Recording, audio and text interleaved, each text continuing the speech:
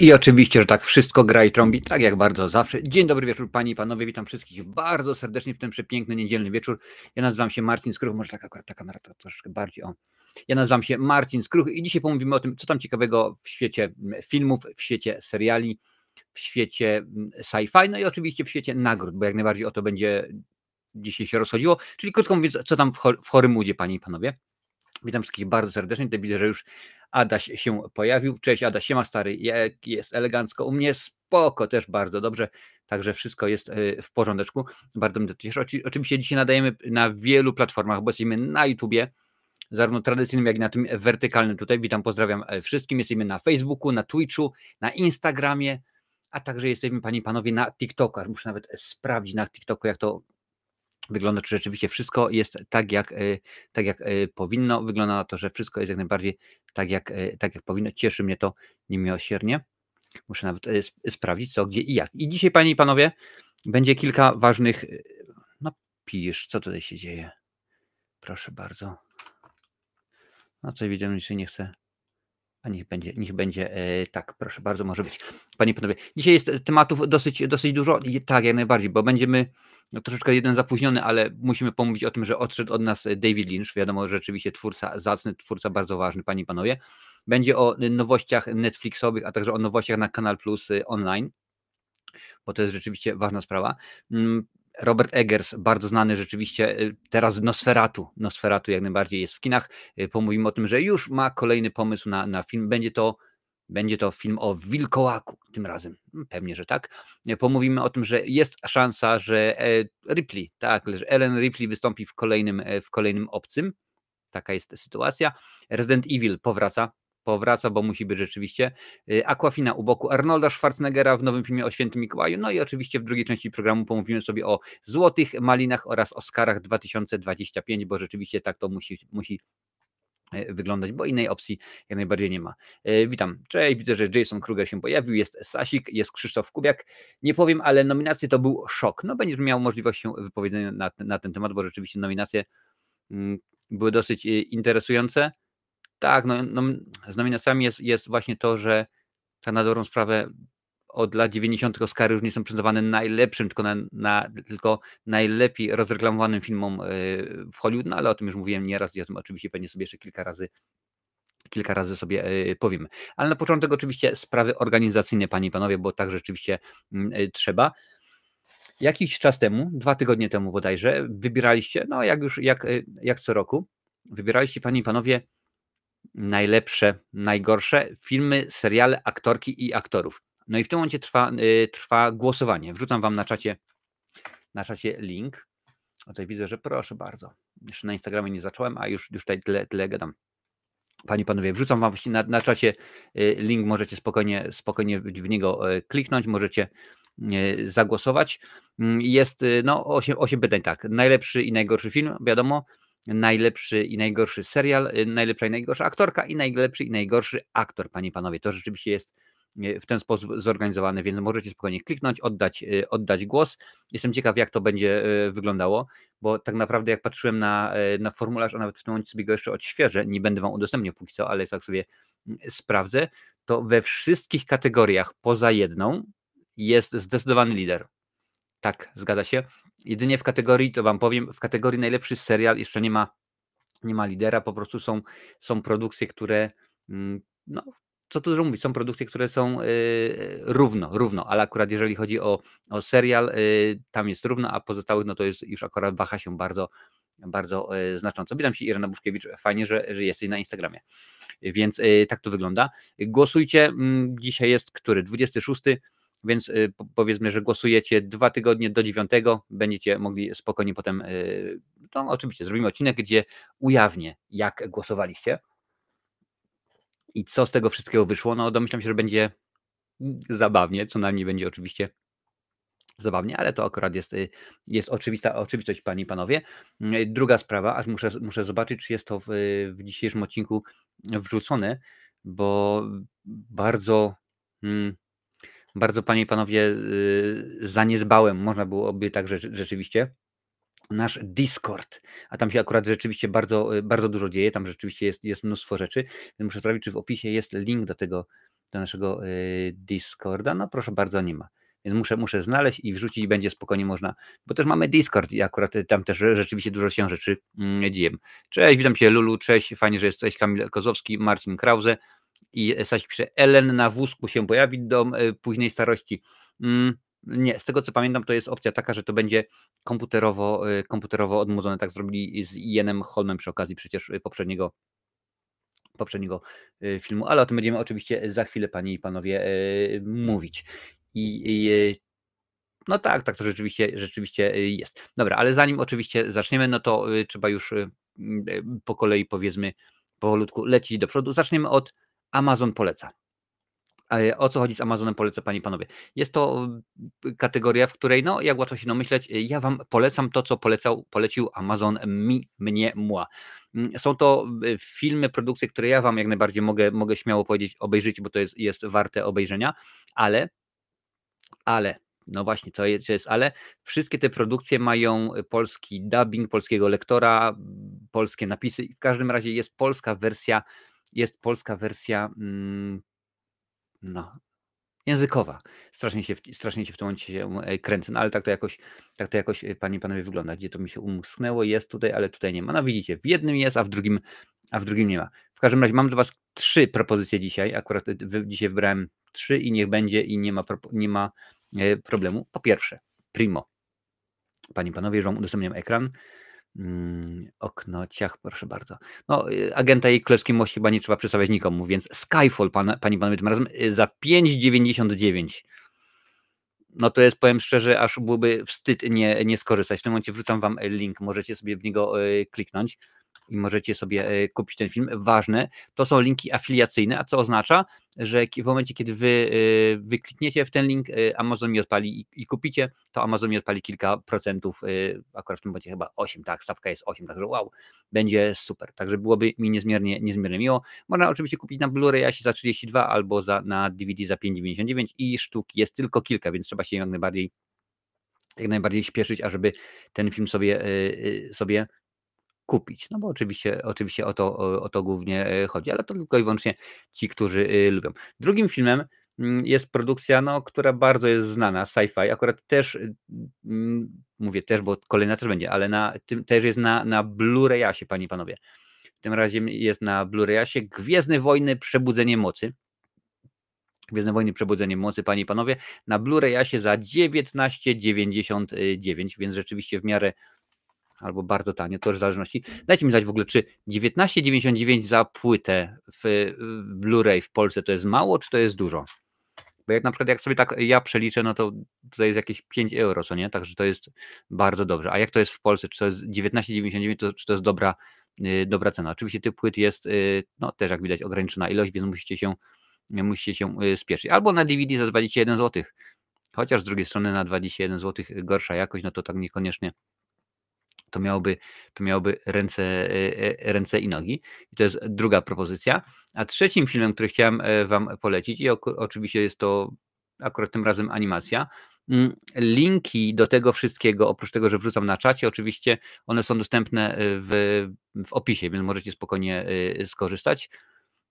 Trzecią propozycją jest coś dla dzieciaków, ale niekoniecznie tylko i wyłącznie Sekretne życie zwierzątek, panie i panowie, na Blu-rayasie za 19,95, więc też relatywnie tanio. Aha, Nocturno pisze, że nie, to tutaj jest, proszę bardzo, że 19,95 na 20 zł to jest bardzo dobra cena za Blu-rayasa. No więc rzeczywiście można skorzystać. No wiadomo, że to są taka jest zasada, że to są rzeczy, które ja mogę polecić. To nie nagle tak, że o, proszę bardzo, idź obejrzyj nowy film Patryka Wegi, polecam tobie go. Nie, no, spokojnie. Takie rzeczy tylko i wyłącznie, jeżeli warto. Akurat gdyby nie było warto, to bym w tym momencie nie dał rady. Ale tutaj widzę, że gdzieś jeszcze nawet, wydaje mi się, że Nightbot, tak?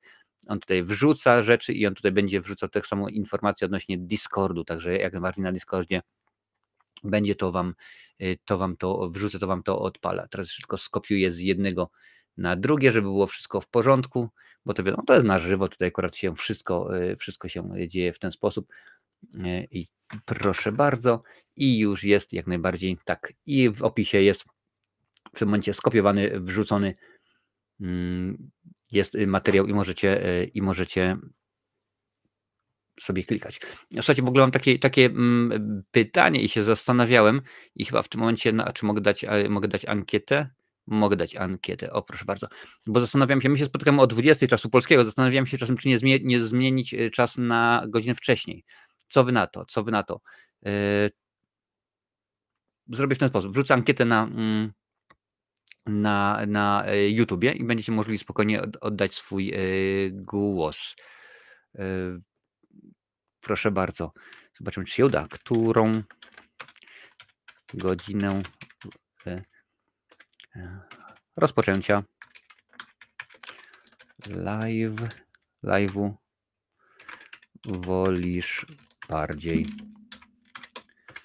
I panie i panowie, wystarczy napisać, ja napiszę tutaj 19:00, oj, 19:00, a nie 19:00 albo 20:00. Ja tą ankietę zostawię na cały odcinek, możecie spokojnie klikać, to nie ma znaczenia, to jest akurat anonimowa i spokojnie i nie ma problemu i jest wszystko w porządeczku, panie i panowie, ale już przechodzimy dalej, bo to akurat rzeczywiście tych rzeczy jest dzisiaj, był Amazon.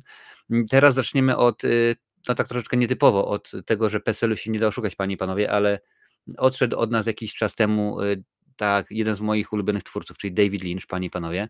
David Lynch nie żyje, Hollywood wspomina wielkiego reżysera. Moja przygoda z jego twórczością wbrew pozorom nie zaczęła się od miasteczka Twin Peaks, nie zaczęła się od dzikości serca, a zaczęła się od zaginionej autostrady, czym zagubionej autostrady, to różnie jest tłumaczone. W każdym razie pamiętam, jak kiedyś przy okazji premiery tego filmu, to była chyba Tarnowska, nie nagroda, tylko Tarnowska Panorama Filmowa, akurat to było w kinie Millennium, chyba obecnie Kosmos, albo odwrotnie. I prezentowali, najpierw był pokaz jego pierwszego filmu, czyli Głowy do wycierania, a później akurat wrzucili Zagubioną autostradę. No i zakochałem się po prostu, bo był film rewelacyjny. Oprócz tego, że cudowna muzyka Angelo Badalamentiego, a potem i Lou Reed, David Bowie i Rammstein, z którym się zetknąłem po raz pierwszy. No i w tym momencie już przepadłem do tego stopnia, że pojechałem na bazar do Krakowa i kupiłem płytę. Tak, kupiłem płytę piracką, bo akurat nie było mnie stać, wtedy byłem uczniem liceum, nie było mnie stać na rzeczywiście oryginalne płyty, a też nie były tak bardzo dostępne. To nie tak, że wchodzicie w YouTube'a czy w Spotify'a, bo takich rzeczy jeszcze wtedy nie było, panie i panowie. Świat dowiedział się o śmierci reżysera Davida Lyncha. Twórca miasteczka Twin Peaks zmarł zaledwie kilka dni po tym, jak musiał się ewakuować ze swojego domu w związku z pożarami, jakie szaleją w Los Angeles. Świat kina poniósł olbrzymią stratę, o czym wspominają wielcy Hollywood, panie i panowie. Tutaj Kyle MacLachlan, no, znany oczywiście z jego produkcji, czyli miasteczko Twin Peaks, a także Blue Velvet i tak dalej. John Carpenter dzieli się wspominami z tego, że obaj byli fanami Bob's Big Boy. No, John Carpenter no to jest znany twórca, nie trzeba mówić, tak samo Francis Ford Coppola. Mnóstwo gwiazd, panie i panowie. Nie będę tego czytał wszystkiego, no bo wiadomo, że akurat Lynch też był ważny dla polskiej kinematografii, bo rzeczywiście z Łodzią się bardzo się związał i to akurat była niesamowita. No i włączmy ten film, że to nic mi nie gadali, bo akurat tego nie potrzebujemy. Nie ma takiej potrzeby, ale wpiszcie na czacie, od jakiego filmu zaczęła się twoja przygoda z twórczością Davida Lyncha. A może jednak nie od filmu, a od serialu. Może to właśnie było miasteczko Twin Peaks albo jakieś inne produkcje jego, może krótki metraż, może troszeczkę później. Jak to było rzeczywiście, daj znać. Filmografię miał rzeczywiście bardzo zacną. Tak tylko w skrócie, ale zostawimy wszystko, będziemy pokazywać wszystko, bo jak mówiłem, on tworzył na wielu frontach. To nie tak, że tylko i wyłącznie filmy, nie, on to pokazywał się wszędzie. To jak widzisz, że wcześniejsze są jego produkcje, krótki metraż i tak dalej. Pełnometrażowym debiutem była oczywiście Głowa do wycierania, film bardzo dziwny. Później był Człowiek Słoń z Anthony Hopkinsem, film oparty na faktach, a potem było już tylko głośniej, mocniej, lepiej, bo tutaj wiadomo jest Duna. Oczywiście z tą Duną było wiele przejść, bo on chciał zrobić inaczej, studio nie pozwoliło, no i tak do końca nie wyszło to tak, jakby sobie tego twórca życzył. Jest Blue Velvet, mnóstwo małych po drodze produkcji, Dzikość serca oczywiście z Nicolasem Cage'em i miasteczko Twin Peaks, które ugruntowało to naprawdę pozycję. Potem był Twin Peaks Ogniu Krocz ze mną. Hotel Room troszeczkę mniej znany. Lumière i Spółka. Akurat to pamiętam, też widziałem ten film w kinie. To akurat tam była etiuda, bo to jest zbiór. No i 97 rok to jest rzeczywiście czas, kiedy ja, jak mówiłem wcześniej, się zakochałem. Film bardzo dziwny, bo powiedzieć, że kończy się w miejscach, gdzie się zaczyna, to nic nie powiedzieć. Oczywiście Mulholland Drive, jeden chyba, jakby ktoś miał określić twórczość Lyncha, to byśmy powiedzieli, że to jest najważniejszy film w jego historii, bo rzeczywiście bardzo dużo się działo. Zresztą tak naprawdę najlepiej oceniany jego film, może akurat nie na Filmwebie, ale na IMDb. Zresztą sama Naomi Watts ostatnio się wypowiadała, że gdyby nie David Lynch, to pewnie uciekła z Hollywood, bo ona akurat rozpoczynała swoją karierę w 5. albo 6. części Dzieci Kukurydzy, tak jak to teraz widziałem, a potem rzeczywiście nie było specjalnie dobrych, sensownych, ciekawych produkcji. Natomiast to jest prosta historia. Właściwie to nie jest dobry tytuł, bo to jest Straight Story, no można powiedzieć tak, jak najbardziej, tylko że ten nasz główny bohater nazywał się właśnie Straight, więc historia Straighta, no ale niech tak będzie. Film inny niż inne, nie tylko on wtedy, bo akurat też Wes Craven nakręcił wtedy inny, bardzo spokojny film. No i tak jak widzicie, Mulholland Drive, świetna produkcja, dobre kino. Trzeba znać. Niekoniecznie trzeba kochać, ale trzeba znać rzeczywiście, bo to jest produkcja, którą trzeba znać. Króliki, Inland Empire to już było troszeczkę gorzej, słabiej, inaczej w każdym razie. Kocham kino, akurat tę DVD też akurat mam na półce, sobie spokojnie leży. Absurd i kilka innych rzeczywiście produkcji, które no, z czego się wodzą. Twin Peaks The Missing Pieces to też było z 2014 i kilka innych jeszcze, jak widzicie, rzeczy. Bardzo płodny twórca, dużo rzeczywiście się działo. Już tutaj patrzę na to, co piszecie. Nocturno. Ja zakochałem się w Mulholland Drive. Wcale mnie to rzeczywiście nie dziwi. Dajmy tutaj Davida Lyncha, żeby było go widać. Dla takiego typowego Polaka David Lynch nie jest wielki. No wiem, że nie jest wielki, ale to wiesz, jak to było, że taki typowy Polak to ogląda skoki narciarskie, pije piwo, je bigos i interesuje się filmami Patryka Wegi. No to powiedzmy, że my tutaj nie jesteśmy typowymi Polakami i Polkami, my akurat tutaj troszeczkę wybiegamy ponad przeciętność. Marcin Krause pisze, że Twin Peaks zdecydowanie. Tak samo jak u Jasona Krugera, u mnie miasteczko Twin Peaks. Oglądałam miasteczko Twin Peaks, pisze Adalet. Siemano, nie wiem, czy tak miało być, ale na YouTube są 2 transmisje. Jak najbardziej ciekawy, Łukaszu, jesteśmy na YouTubie, że tak powiem, standardowym, tradycyjnym oraz na YouTubie pionowym, tak zwanym wertykalnym albo shortowym. Głowa do wycierania nie dałem rady skończyć, pisze Marcin Krause. To dla mnie było również wyzwanie i powiem tak, gdyby ktoś mi powiedział, obejrzyj ten film i powiedz, czy po Głowie do wycierania ta twórczość ci się podoba, to bym powiedział nie. Bo ja się zastanawiałem po Głowie do wycierania, mówię, jak ja bym się na tym drugim filmie, bo to rzeczywiście nie było bardzo interesujące. Słuchajcie, spalę wam teraz film. Opowiem, o czym jest Głowa do wycierania od A do Z. Facet żyje, facet umiera i jego głowę przerabiają na gumkę do mazania. Taka jest fabuła tego filmu i rzeczywiście jest po prostu grubo. Miasteczko Mulholland Drive pierwotnie miało być spin-offem Twin Peaks, ale w hollywoodzkich perypetiach Audrey Horne. No proszę bardzo, jakoś tak się udało. Za to Dune to mój taki guilty pleasure, pisze Marcin Krause. No tak, zgadza się akurat. Duna to jest inszość, można by powiedzieć, cytując Kabarę. Tak patrzę, czy tutaj szybko gdzieś może tą Dunę znajdę, bo tam i oczywiście obsada jest bardzo, bardzo interesująca, bo jest bardzo dziwna, bo tam między innymi przecież David Bowie występuje w tymże filmie. Jak mówię, a kto by, no nie to, że David Bowie nie występował w filmach wcześniej, bo oczywiście to się już wydarzało, ale chodzi o to, że jak to wyglądało, panie i panowie, proszę bardzo.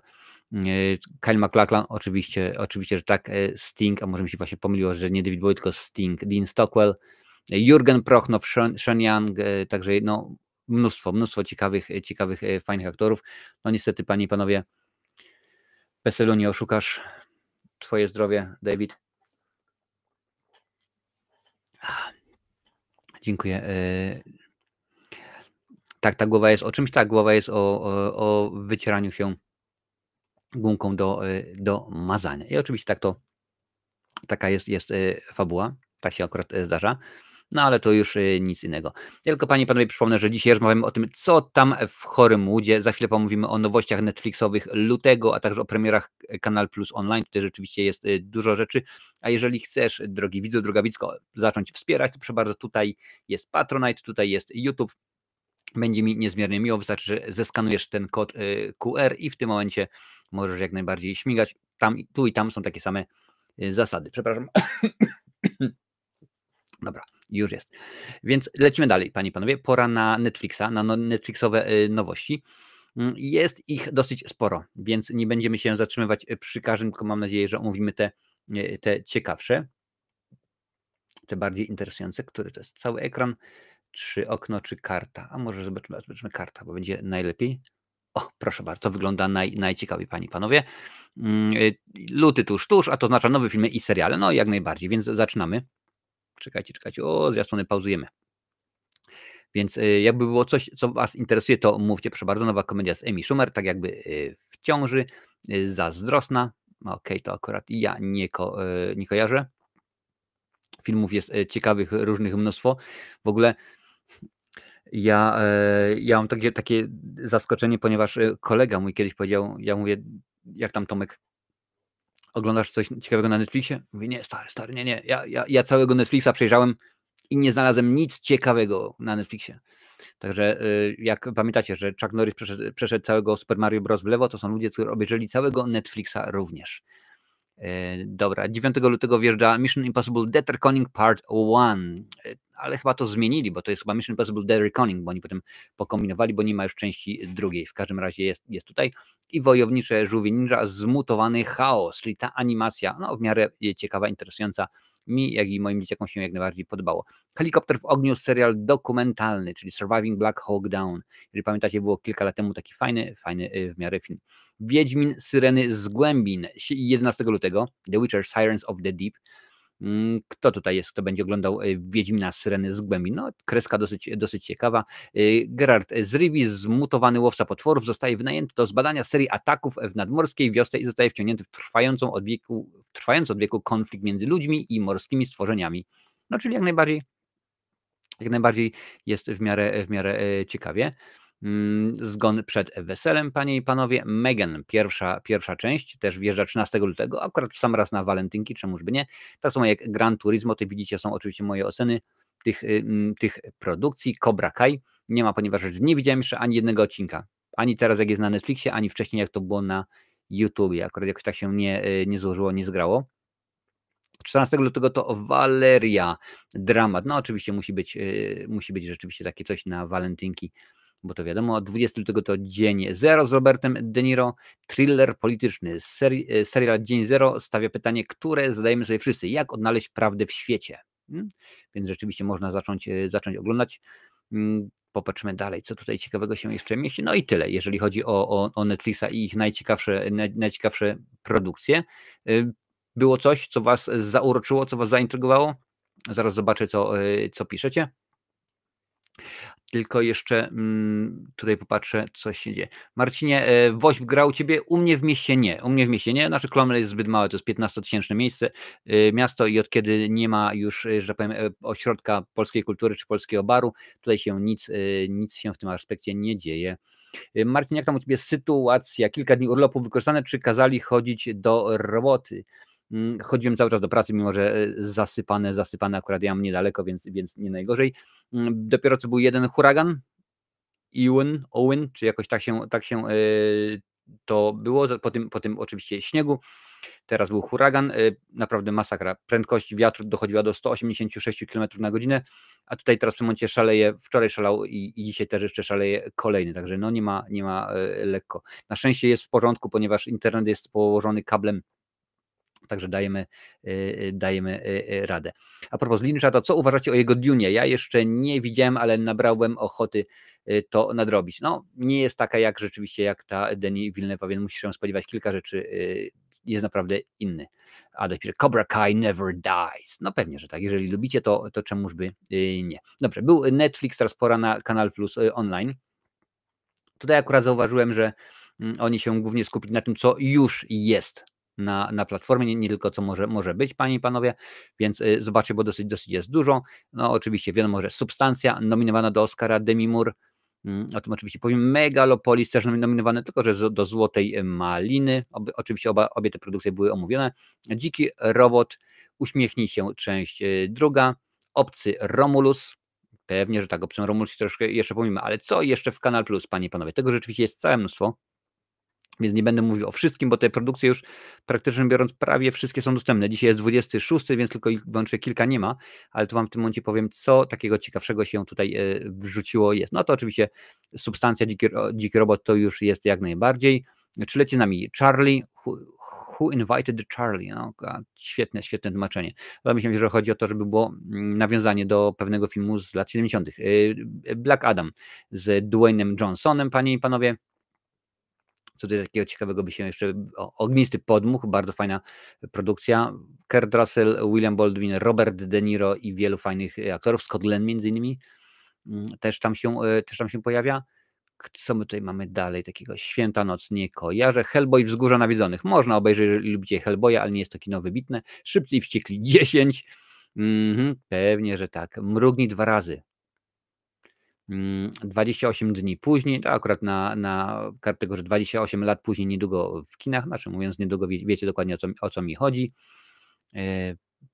Proszę bardzo, Lord of the Rings, The War of the Rohirrim, też można obejrzeć. Alien, Romulus, Venom, The Last Dance, Sniper, The Last Stand, Craven, Łowca, Demon, Maryja Matka Ludzkości, Skok Stulecia, część druga, czyli Den of Thieves 2, Pantera. To akurat produkcja dopiero będzie za czas jakiś. Już niedługo domyślam się, mam nadzieję przynajmniej, jeżeli wszystko się złoży, będzie materiał o tym, jak założyć konto na Kanal Plus online, więc może będzie dobrze. Trzymaj się tam, dziękuję bardzo, trzymam się, próbuję co się da, że rzeczywiście Nocturno przed tym huraganem, przed tym Iłynem, czy jakąś tam rzeczywiście nazywa, obszedłem dookoła domu, posprawdzałem wszystko, wiesz, poprzywiązywałem co tam mogłem, na kosze postawiłem cegłówki, żeby mi nic nie, naprawdę, poprzednim razem to trampolina, którą mieliśmy w ogródku, taka 2,40 m średnica, wylądowała do góry nogami i się złamała, także rzeczywiście to tylko i wyłącznie może wam dać skalę od tego, jak to tutaj jest. Nie zazdroszczę, w taką pogodę jeździć do pracy, strach nos wychylić z domu. Nie, w taką pogodę jest tutaj, to się nazywa czerwony alert pogodowy i jest zakaz. Krótko mówiąc, jeżeli pójdziesz do pracy albo pojedziesz, na przykład coś się stanie z autem albo tobie, to ubezpieczalnia nie pokrywa tego. Czerwony alert, siedzisz w domu na tyłku i nie ruszasz się. Koniec, kropka i mam nadzieję, że się nic nie stanie. Tym bardziej wyobraźcie sobie jechać do pracy albo iść do pracy i masz porywy wiatru do 180 km na godzinę. Mogło być rzeczywiście nie za wesoło, no ale tak to jakoś, panie i panowie, wygląda. Dobra, ale my lecimy dalej, bo tematów dzisiaj całe mnóstwo. Twórca Wikinga i Nosferatu opowie o XIII-wiecznym wilkołaku. W ogóle w jednym z wywiadów został on zapytany, czy będzie kiedyś jakaś produkcja współczesna. Powiedział, że go to nie interesuje. Ach, ten nasz Robercik. Jest to akurat artykuł The Hollywood Reporter przetłumaczony przez Google Translator, którego użyli jacyś ludzie, jacyś starzyści z filmu. W Polsce fani Roberta Eggersa wciąż czekają na premierę filmu Nosferatu. Teraz sekundka, bo ja jestem w Redota i dobrze o tym wiecie. Sekundka, muszę sprawdzić, przypomnieć sobie chyba UIP. United International Pictures, SPZO, jest polskim dystrybutorem filmu Roberta Eggersa. Premiera 21 lutego, czyli za miesiąc prawie. Powiem wam w ten sposób. Ja mieszkam w Irlandii i ten film, czyli Nosferatu, jest już dostępny poza granicami Polski na VOD. Nie wiem, drodzy dystrybutorzy, drogie UIP, co myśleliście na temat takiego pomysłu? No pewnie tak, no 21, niedługo Oscary, będzie jakaś nominacja, czyli będzie super, ale tak dać ciała w obecnym czasie, dać 3 miesiące opóźnienia pomiędzy premierą światową a polską, to jest po prostu głupota. Oprócz tego, że ten film jest na VOD, to już domyślam się, że skoro jest na VOD, już jest również na torrentach. Więc do kina pójdą tylko i wyłącznie wielcy kinomaniacy, którzy chcą doświadczyć tego, filmu na wielkim ekranie, a reszta osób, ja mam w domu 100-calowy, ja mam w domu 50, ja mam rzutnik i tak dalej, sobie pomyślą, albo po prostu wręcz obejrzą sobie na komputerze zerżnięty z torrentów. Naprawdę bardzo, bardzo głupi pomysł i to patrzyłem i to zarówno i ja tak mówię, i Potwornicka, i Ormando, mnóstwo osób, także tutaj naprawdę. Jeżeli nie macie pomysłu, chyba że rzeczywiście takie były wymogi, jeżeli takie były wymogi, to po prostu tak, Marcin, z tą premierą Nosferatu to są jakieś jaja, to są totalne jaja, nie mam, no chyba, że oni po prostu, wiesz, na zasadzie, dobra, to my weźmiemy jakieś tam inne filmy, a co, dorzucą nam, przy okazji dorzucą nam Nosferatu? No dobra, bo to jakiś tam film stary, w ogóle tego nikt nie będzie oglądał, a tutaj się okazało, że Eggers zrobił świetny film, rewelacyjny film. Jeżeli chcecie wiedzieć dokładnie, oczywiście recenzja jest, w tym momencie jest nawet materiał o tym, jak ten film powstawał. Dlaczego go kręcono w zamku, w którym przetrzymywali dawno temu prawdziwego Drakulę, Vlada Drakulę. Dlaczego w tym filmie bardzo ważną rolę odegrała maszyna do robienia płatków ziemniaczanych? Wszystko tam jest powiedziane, wszystko zdecydowanie jest powiedziane i dlaczego też? Pewnie, że tak, Lily Rose Depp nie mruga, a przynajmniej w jednej scenie. Tak, no to jest głupota, to jest kolejna produkcja, którą oni stwierdzili, że wiesz, że trzeba. Ja Nocturno, ja się cieszę z tego powodu, ponieważ no to jest może nie akurat konkurencja, ale tak, jeżeli na przykład ja chcę opowiedzieć o Nosferatu i na przykład Rafał z Galerii Horroru albo Julian z Brud Kosmosu, czy ktoś inny chce opowiedzieć, no to ja mam przewagę, bo w Irlandii te produkcje przeważnie się pojawiają dużo wcześniej, co nie? A kiedy mam 3-miesięczną przewagę, no to łatwo pomyśleć, że to wiesz, że jest super, że ja już ten film obejrzałem, zrobiłem na nim 15 000 materiałów, wy wypowiedzieliście się, a nagle oni jeszcze nie mieli, to jest debilizm, to jest debilizm. Jurek pisze, aż się przypomniał PRL, często gdy filmy w kinie z 4-5-6-miesięcznym opóźnieniem, np. Star Wars 77 w Polsce w 80 roku było. No tak, to takie to rzeczywiście były czasy. Cześć Krzywu, witam cię bardzo serdecznie. Ale dobra, skupmy się na Eggersie. Reżyser jest już mocno zajęty swoim kolejnym projektem. Nowy projekt to Powrót do średniowiecza. Jak donosi portal The Hollywood Reporter, nowy film Roberta Eggersa nosi tytuł Werewolf, czyli Werewolf Wilkołak. Powstanie dla Focus Features i w Ameryce będzie mieć premierę 25 grudnia 2026, czyli w Polsce, znając życie, będzie około marca 27. Jak można się domyśleć, po tytule film będzie opowiadać o wilkołaku, jednak szczegóły fabuły nie są na razie ujawnione. Wiemy, że nad scenariuszem Eggers pracuje wspólnie z islandzkim poetą Pikarzem Jonem. Panowie mieli już okazję pracować wspólnie przy Scenariusz wiemy, że będzie zawierać dialogi w języku anglosaskim. Informacja o nowym projekcie pojawiła się w momencie, kiedy Nosferatu zbliża się do granicy 157 milionów dolarów zarobionych w kinach na całym świecie. Jest to najlepszy wynik w karierze Eggersa. Dotychczasowym rekordnicą był Viking, który zgarnął niecałe 70 milionów. Więc rzeczywiście wiecie, panie i panowie, jak to wygląda. No, mam nadzieję, że będzie cudnie, będzie fajowsko. Pisze, że Michał z Ponarzekajmy dał 9 gwiazdek. Nawet sprawdzę, ile ja dałem gwiazdek. No ja byłem bardziej oszczędny. To widzę, że dałem tylko 8. No ale możliwe, że się to zmieni, bo ja akurat tak to jest, że po czasie wracam, powiedzmy, do pewnego projektu i mogę opowiedzieć, o super, no to rzeczywiście jest rewelacja, albo jest gorzej, także różnie to było. Northman był cool, tak, no tylko że niestety Northman aż takich pieniądzów nie zarobił, z tego co pamiętam, nawet Northman, krótko mówiąc, stracił, więc rzeczywiście było źle, ale oczywiście, że tak, czekam na Eggersa, bo on dowozi. To jest to, że jeden z tych twórców, który wrzuca fajne propozycje, daje nam ciekawe filmy.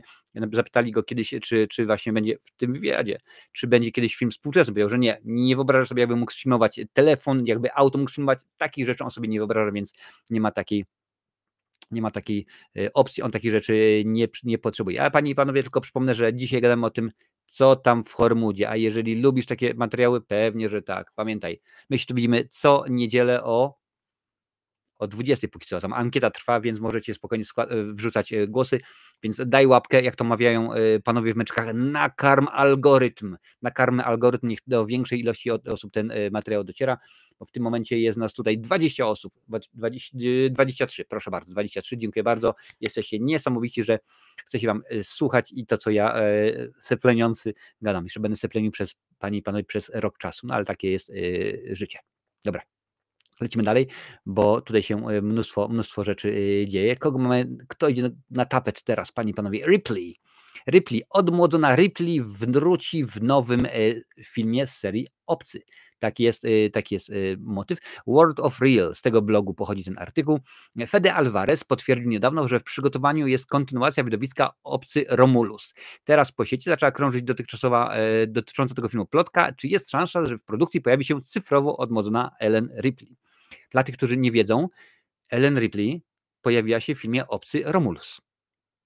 Jak chcesz, drogi widzu, droga widzko, wiedzieć gdzie, co, gdzie, jak, tak, jak najbardziej. Obejrzyj mój materiał o Obcym Romulus z cyklu tak zwany Spoiler Talk. Tam dokładnie mówię, w której scenie pojawia się Ellen Ripley. Ale słuchajcie, lecimy dalej. Pogłoska o tym, że w kontynuacji Obcego Romulusa być może zobaczymy Ripley, ujawnił reporter Daniel Richman. Na razie jest to jedyna plotka o podejrzanym rodowodzie. Czekamy więc, czy Alvarez ją potwierdzi bądź zdementuje. Pauza, tutaj drugi film obie.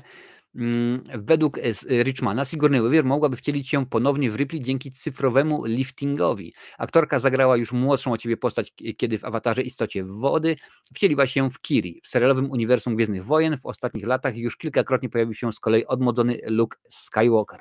Tak zwany Luke Skywalker Menel.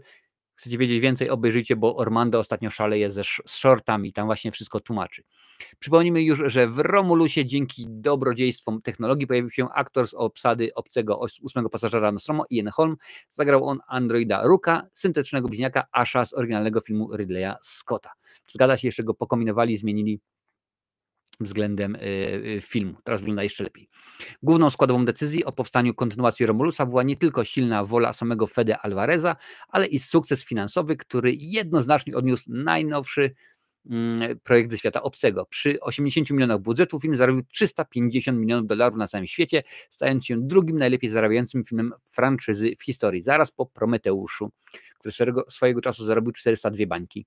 Ogłoszenie kontynuacji zdawało się więc kwestią czasu, mało kto podejrzewał jednak, że Fede Alvarez zbierze się za realizację filmu tak szybko. No on teraz jest o tyle dobre, że Alvarez powiedział, słuchajcie, w tym momencie to było wtrącone się między fabułę i teraz możemy robić, co nam się tylko żywnie podoba. Może pójść produkcja w każdym kierunku, możemy się naprawdę podążać za fabułą Obcego, albo po prostu możemy odejść w innym kierunku i możemy iść za załogą tego statku właśnie, czyli który był, albo jeszcze cokolwiek innego możemy wymyśleć. No zobaczymy. Jestem ciekaw rzeczywiście, jak to będzie zrobione. Trochę z innej beczki. Twoja opinia o Putinie Wegi tak na żywo, pyta Marcin. Dałem ocenę 1/10. Będzie bluzgana recenzja jak najbardziej, także przygotujcie się. Mam nadzieję, że gdzieś tak w połowie lutego pewnie ta recenzja wjedzie na kanał, panie i panowie. A teraz Resident Evil, ale nie gra. Jeszcze nie gra. Jeszcze, panie i panowie, nie gra. Otóż no dają nam kolejną porcję filmów, niech tak będzie. Resident Evil Zack Krieger szykuje reboot popularnej serii. W Hollywood trwa walka o prawa do filmu, podaje nam po raz wtóry The Hollywood Reporter. No, jestem ciekaw, jak to będzie wyglądało. Potwierdziły się pogłoski z września ubiegłego roku. Twórca świetnie przyjętych barbarzyńców Zack Krieger przygotowuje nową ekranizację klasycznej serii gier wideo Resident Evil. Projekt stał się przedmiotem zażartej rywalizacji między hollywoodzkimi wytwórniami Warner Brothers oraz Netflix. Krieger stanie za kamerą, a także napisze scenariusz do spółki z Shayem Hattenem, odpowiedzialnym za Johna Wicka 4. Produkcją zajmie się niemieckie studio Constantin Film, które dzierży prawa do ekranizacji Resident Evil od końcówki lat 90. Wiedzieli, co robili, słuchajcie. Dokładnie wiedzieli. Cześć, Kino Recenzja, witam Cię bardzo serdecznie na Instagramie, tak samo jak Azekim, Króla 3231, Wiktora oraz Irenę. Fajnie, że jesteście. Cześć Masełko, fajnie, że że wbiłeś albo wbiłaś. Zapauzuję tutaj zwiastun.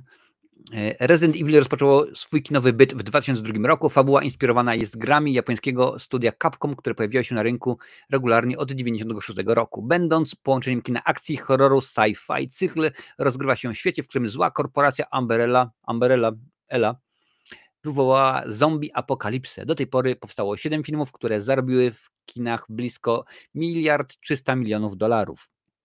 W 2022 roku na Netflixie premierę miał aktorski serial Resident Evil Remedium, ale został skasowany po jednym sezonie, bo nie był dobry.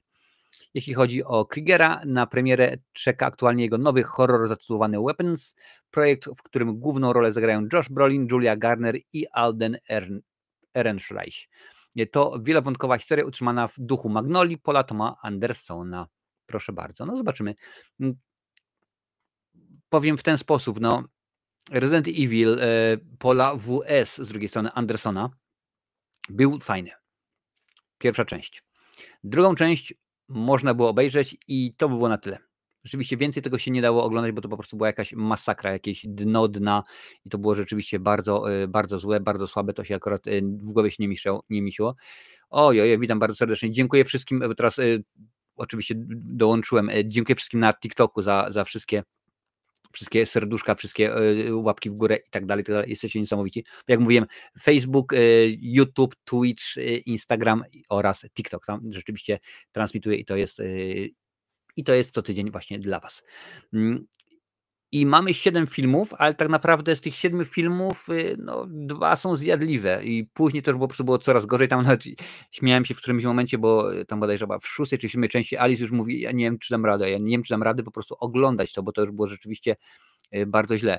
Matis tutaj pisze, że czyli jak zawsze 1 i 2 może być, a reszta syf. No tak, 1 była dobra. W ogóle ja uwielbiam Paula W.S. Andersona, bo zrobił dobrych, fajnych filmów. Kiedyś dużo, potem było 2, no okej, no i tyle, wiesz, potem sobie przypomnieli gdzieś tam przy okazji 4 czy 5 części, ale mamy przecież ludzi z gry, można by ich wrzucać, może by coś było, no i wiadomo jak było. Nie było dobrze, nie było super, nie było świetnie. Nie widziałam żadnej części Rezydenta, no to wiele adalet nie tracisz. Obejrzyj sobie 1 i uwierz mi, więcej nie potrzeba, bo rzeczywiście to już jest akurat karta dosyć zgrana i chyba niepotrzebna, bo mocno rzeczywiście, jak to mawia mój kolega, mocno średnie są to produkcje. Ale jak widać, Arnold nie chce dać nam o sobie zapomnieć, chociaż z drugiej strony pewnie no ja jestem, nie chcę powiedzieć starej daty, bo to akurat nie brzmi dobrze, ale ja jestem z tego, że powiem, rocznika, że wychowałem się na filmach Arnolda, Sylwestra i to jest artykuł o Aquafinie i o Arnoldzie Schwarzeneggerze. Jestem ciekaw, czy dla Ciebie jest, powiedzmy, gwiazdą w tym momencie Aquafina bardziej, czy Arnold Schwarzenegger? Jak to jest?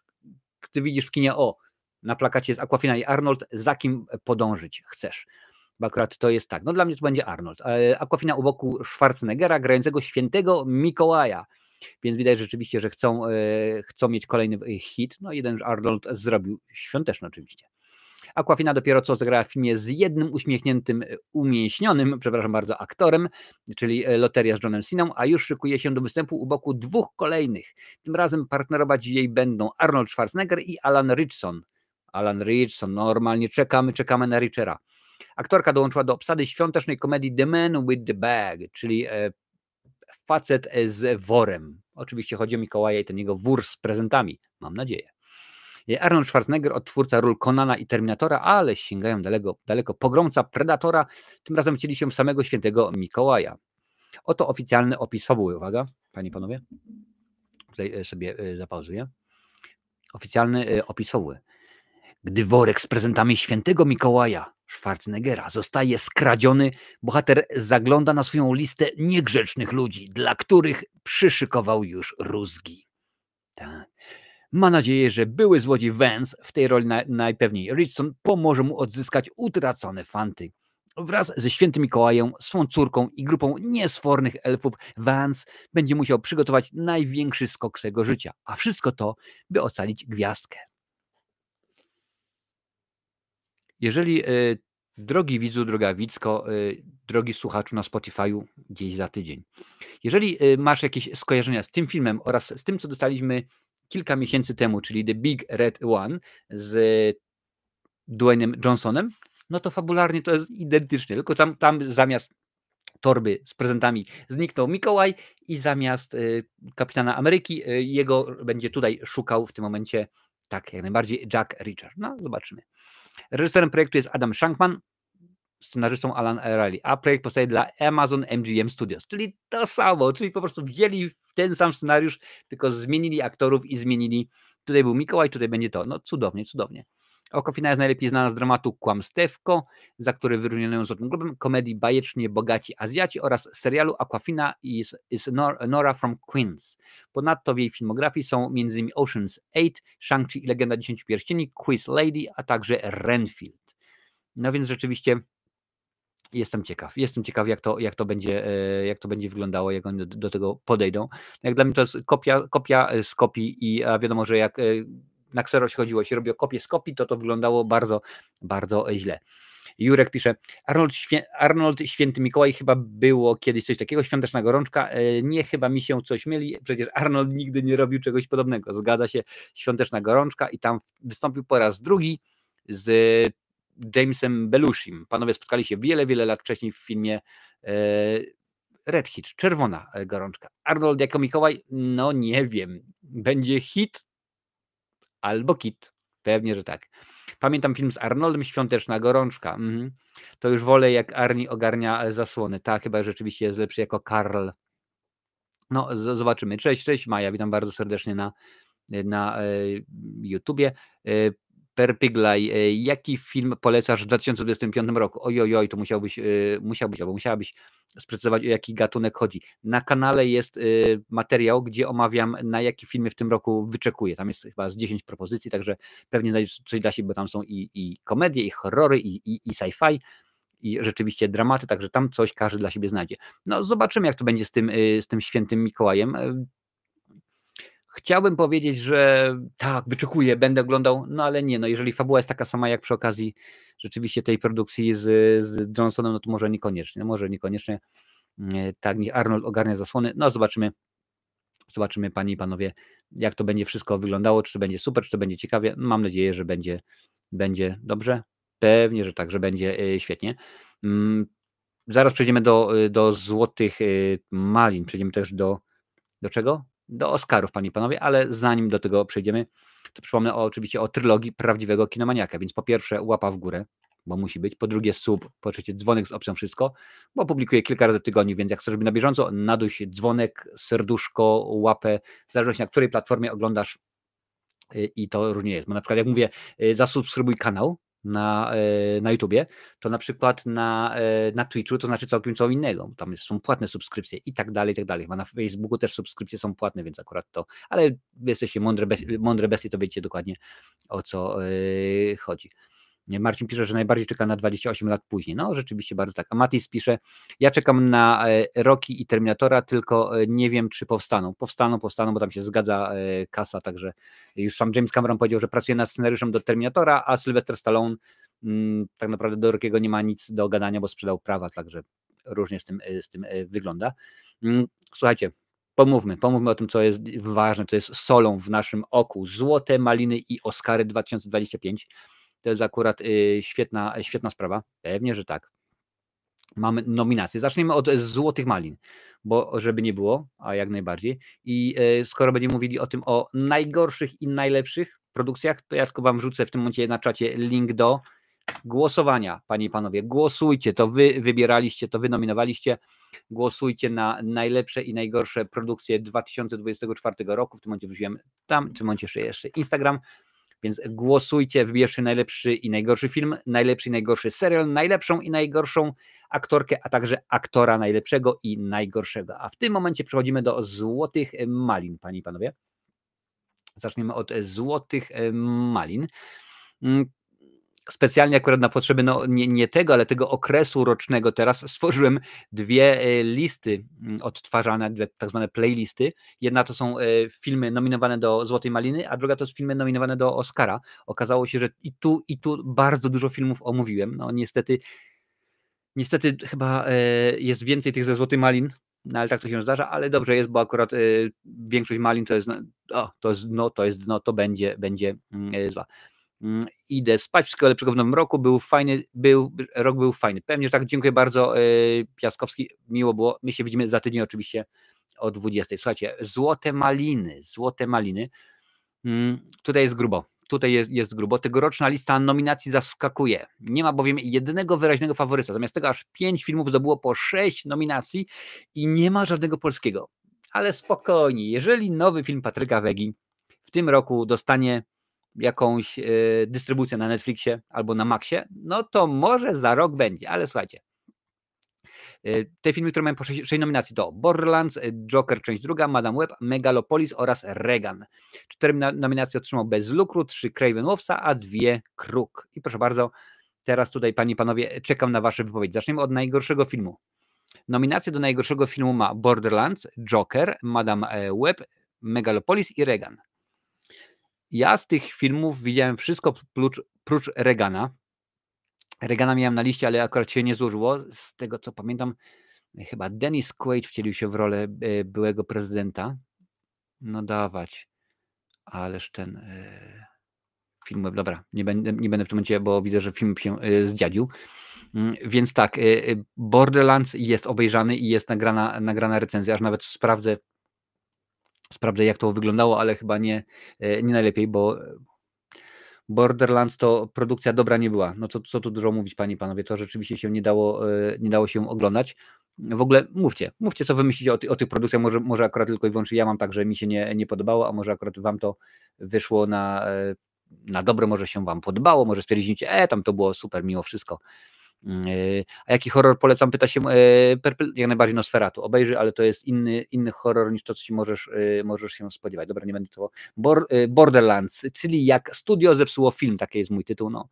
Więc jest bardzo, bardzo źle. No to ja jestem ciekaw, ponieważ w kategorii reżyseria za reżyserię Borderlands jest nominowany Eli Roth.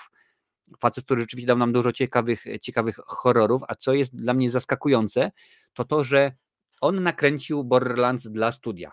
I to była taka produkcja, jaką oni sobie zażyczyli, taka jak jest gra, czyli hardkorowa, mnóstwo rzeczywiście czerwonego barwnika się pojawiało i tak dalej. Po prostu taki, jaka jest gra, był film.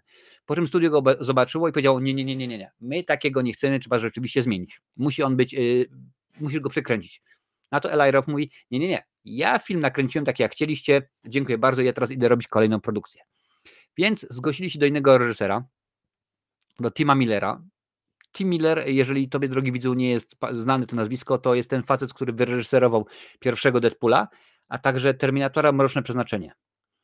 I ten Terminator Mroczne Przeznaczenie był słaby i pamiętasz, że ja mówiłem, że jeden z tych filmów to jest wypadek przy pracy. Jeden się udał, drugi jest wypadek przy pracy i wygląda na to, Borderlands to potwierdza, że wypadkiem przy pracy był Deadpool. Ponieważ wypadkiem przy pracy było to, że Deadpool się udał, bo Mroczne Przeznaczenie był beznadziejny i Borderlands, gdzie odpowiada on za większą część tego materiału, jest beznadziejny. No co tu dużo mówić. Joker, część druga. Oj. No Joker po prostu nie jest dobry. Jeżeli ci było dane zobaczyć ten film, no to wiesz, że Joker 2 nie jest dobry, to po prostu są pewne produkcje, które robimy i które mają zostać jako solowe produkcje. Nie potrzeba robić kontynuacji i tak dalej, bo rzeczywiście nie ma takiej potrzeby. I Joker, który był niesamowitym i bardzo dziwnym wypadkiem przy pracy, był ewenementem, bo nie dość, że zarobił mnóstwo pieniędzurów, zarobił dużo nagród, między innymi Oscary i wyglądało to super, no ale studio stwierdziło, dawaj, nie, bo przecież Skruch mówił, że włoska firma Mamonna, Casucci i Szmal musi się zgadzać, to my robimy kolejny niepotrzebny film, się okazało, bo Joker poległ na każdej linii. 450 baniek kosztował, a stracił mnóstwo pieniędzurów. Także to rzeczywiście wyglądało. Madame Web, oj. Madame Web, z tego co pamiętam, była to bluzgana recenzja.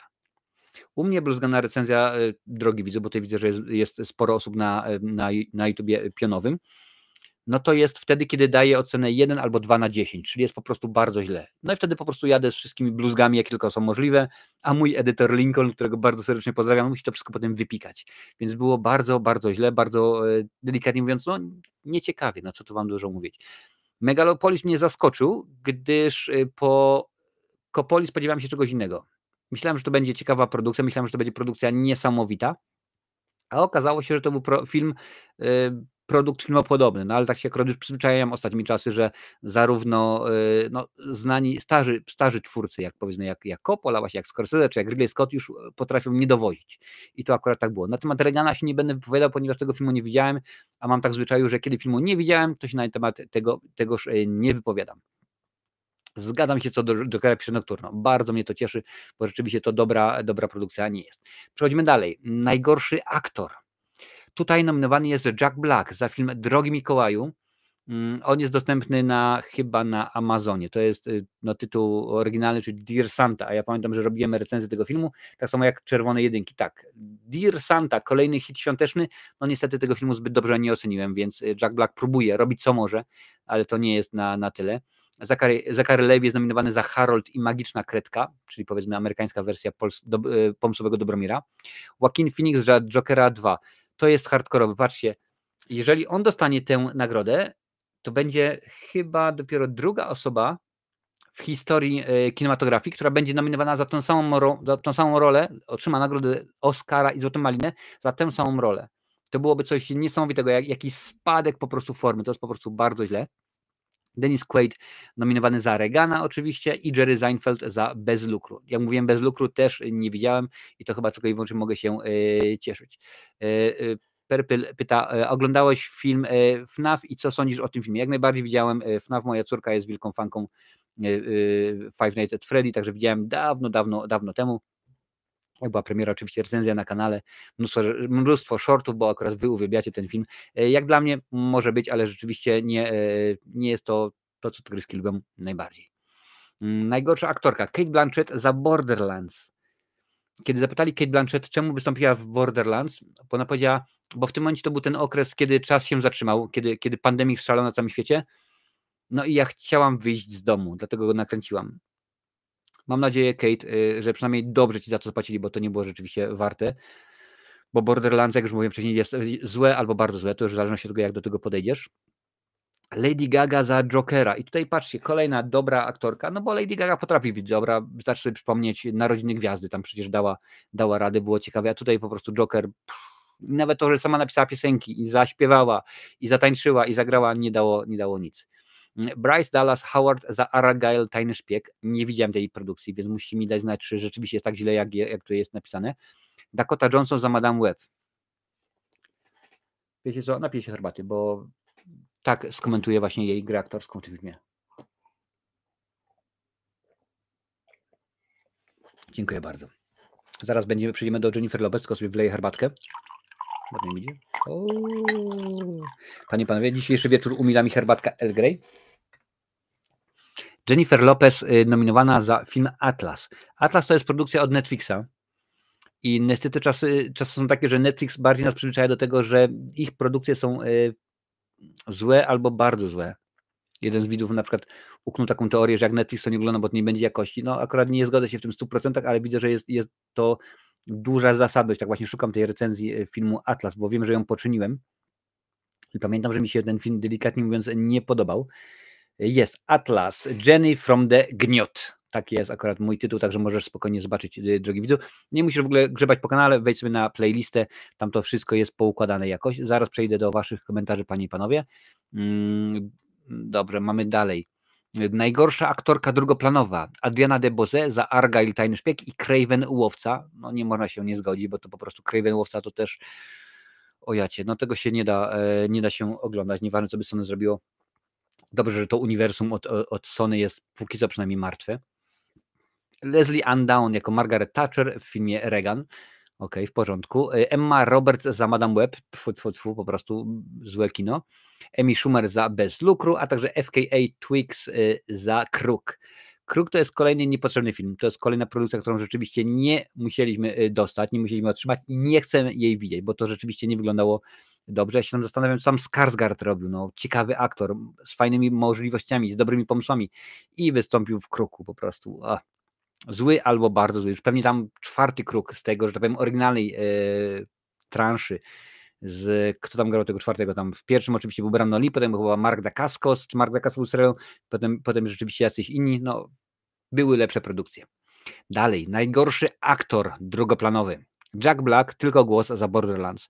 Tak naprawdę za Borderlands chyba wszyscy powinni być nominowani, bo między innymi jest tutaj widzę jeszcze i Kevin Hart za Borderlands, jest Shia LaBeouf jako drag queen za Megalopolis.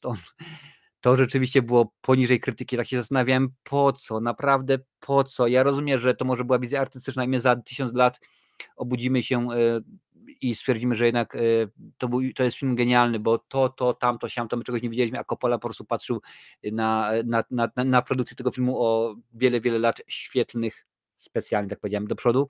no ale to nie było naprawdę dobre. Tahar Rahim za Madame Web i John Voight za Megalopolis, Regana, Shadowland and Strangers. Czyli za 4 produkcje, także po prostu grubo, naprawdę bardzo, bardzo, bardzo grubo. A John Voight też skądinąd zacny aktor, panie i panowie. Najgorsze ekranowe combo, czyli najgorsza ekranowa para, nieważne jaka. Dowolna para irytujących postaci, ale głównie Jack Black za film Borderland. To się trzeba zgodzić. Dowolna para nieśmiesznych, komediowych aktorów za film Bez lukru. Cała obsada filmu Megalopolis, no to musi być. Joaquin Phoenix i Lady Gaga za Jokera część drugą, a także Dennis Quaid i Penelope Ann Miller jako Ronnie i Nancy w filmie Regan. No to rzeczywiście jest grubo. Najgorszy remake, sequel bądź zżynka. Kruk, zgadzam się w 100%, niepotrzebna produkcja. Joker część druga, Kraven łowca. Mufasa, Król Lew. Mufasa nie widziałem. Nie widziałem tego jeszcze i chyba nie obejrzę. Rebel Moon część druga, zadająca rany. Z tego co pamiętam, obejrzałem, zrobiłem recenzję, powiedziałem, że nigdy więcej, bo tam jest oczywiście w tym momencie, że Rebel Moon dostał wersję reżyserską, która jest 4-godzinna, jest super, świetna, rewelacyjna.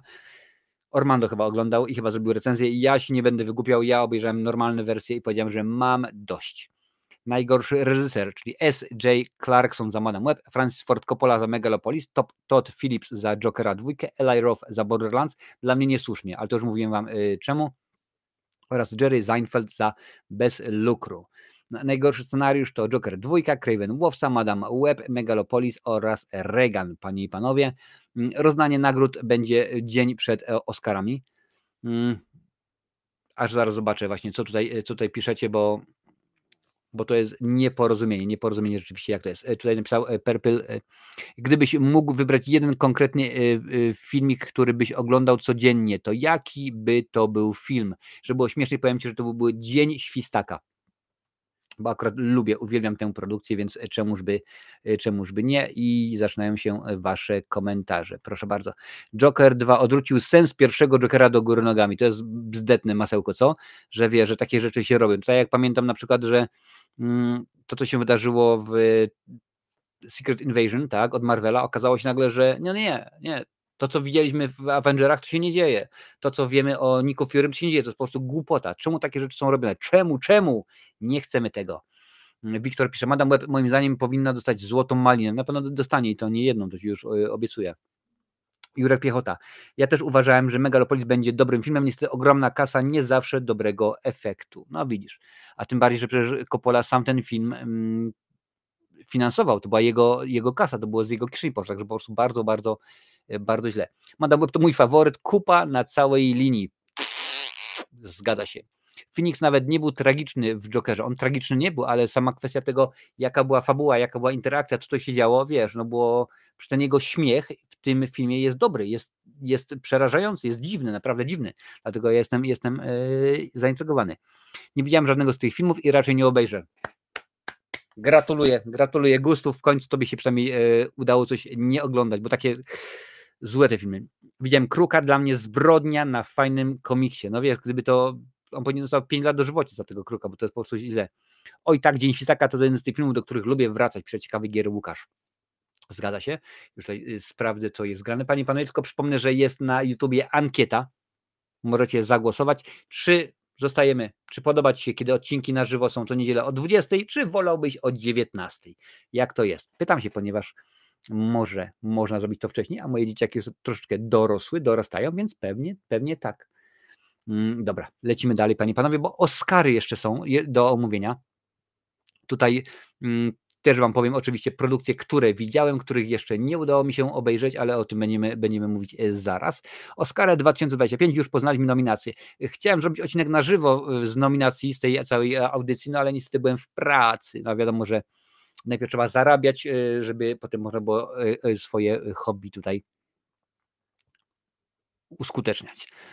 Dobrze, przechodzimy dalej, nie będziemy tutaj pokazywać. Proszę bardzo, lista. Najlepszy film: Anora, Brutalist, kompletnie nieznany, Conclave, Duna część druga, I'm Still Here, Emilia Perez, Nickel Boys, Substancja, Wicked. Już wam mówię, z tej filmu The Brutalist będzie niedługo omawiany, kompletnie nieznany jest, Conclave mi przeszło koło nosa, nie widziałem, Duna część druga widziałem, Substancja widziałem i Wicked widziałem. Pozostałych produkcji jeszcze nie widziałem. Dzień dobry, Adrianie. Bardzo mi przykro, nie robię takich rzeczy jak sub za sub, to mnie w ogóle nie interesuje, a potem to jest niezgodne z zasadami YouTube'a, także nie zasubskrybuję twojego kanału, tylko dlatego, żeby zasubskrybować. Lecimy dalej. Reżyseria, panie i panowie, Anora, czyli Sean Baker, The Brutalist, Brady Corbett, kompletnie nieznany James Mangold, dla mnie niezasłużenie, bo akurat to nie dla mnie jest wybitna produkcja, Emily Perez, Jacques Audrey i Substancja Coralie Ferget. Tutaj się zastanawiam, tutaj jest jedna pani jest w tym gronie i możliwe, że tutaj właśnie będzie, wiecie, ostatnio Hollywood ma bzikę na punkcie poprawności politycznej, więc możliwe, że będzie poprawnie polityczny, więc w tym momencie lecimy. Aktor pierwszoplanowy Adrien Brody za Brutalist, Timothée Chalamet za kompletnie nieznany, kompletnie nie rozumiem tej nominacji. To jest dla mnie głupota, naprawdę. Dużo bardziej bym, co prawda nie aktora pierwszoplanowego, ale aktorkę bym zrozumiał Nicole Kidman, bo Timothée Chalamet w pewnym momencie się ociera o autoparodię. Colman Domingo za Sing Sing, Ralph Fiennes za Konklawę i Sebastian Stan za Wybrańca. Wybrańca widziałem jak najbardziej, nawet mam recenzję przygotowaną. Brutalist będzie omówiony, ale Adrien Brody super, że jest. Aktorka pierwszoplanowa Cynthia Erivo za Wicked, Carla Sofia Gascon za Emilia Perez, Mickey Madison za Anora, też z tego co pamiętam nominowali się ją tak samo jak i Demi Moore za Substancję do nagrody Złotego Marcina oraz Fernanda Torres za I'm Still Here. Panie i panowie, to są aktorzy i aktorki. To już patrzę, co tutaj piszecie. Jak dla mnie Dennis Quaid nie powinien być brany pod uwagę. W Malinach nie zagrał tak źle Przemasełko. No ja nie widziałem tego filmu, więc ciężko mi powiedzieć. Nocturno. Czy z rozdania Oscarów będzie stream? Oczywiście, że będzie stream z Oscarów, jak zawsze. Także pewnie zaczniemy tak gdzieś z pół godzinki przed Oscarami, potem oczywiście opowiemy co i jak, powiemy o kontrowersjach, które są związane, więc pewnie, że tak.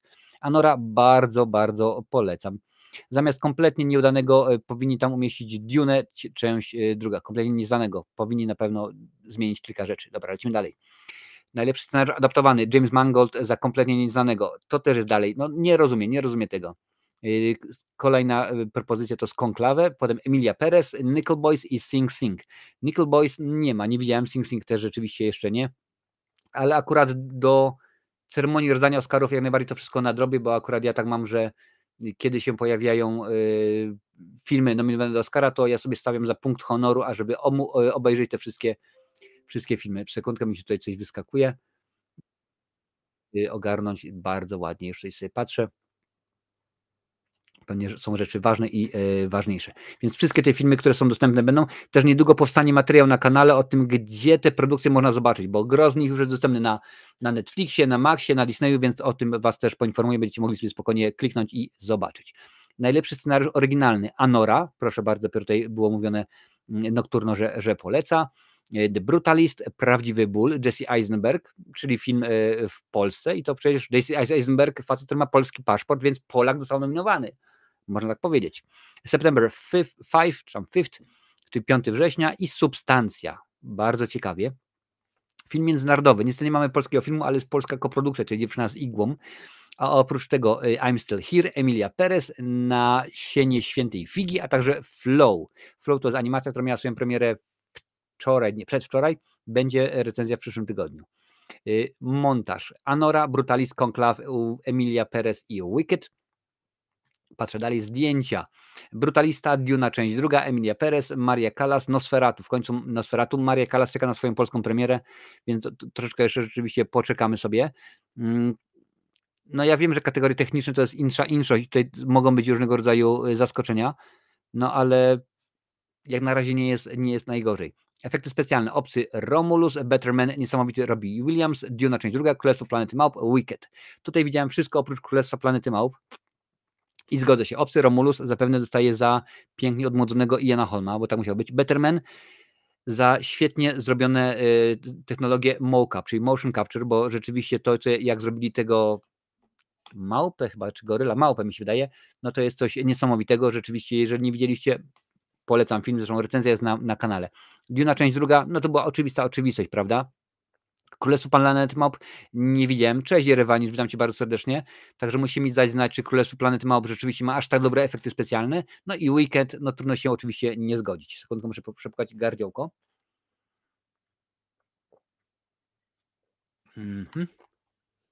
Dobrze, lecimy dalej. Muzyka to Brutalist, Conclave, Emily Perez, Wicked, a także Dziki Robot. W 100% się zgadzam, aczkolwiek żadna z tych ścieżek dźwiękowych nie przemawia do mnie aż tak bardzo. Na przykład dziwię się, że Lady Gaga nie dostała nominacji za Jokera. I to nie mówię teraz, że o, proszę bardzo, nie, tak po prostu mi się wydaje.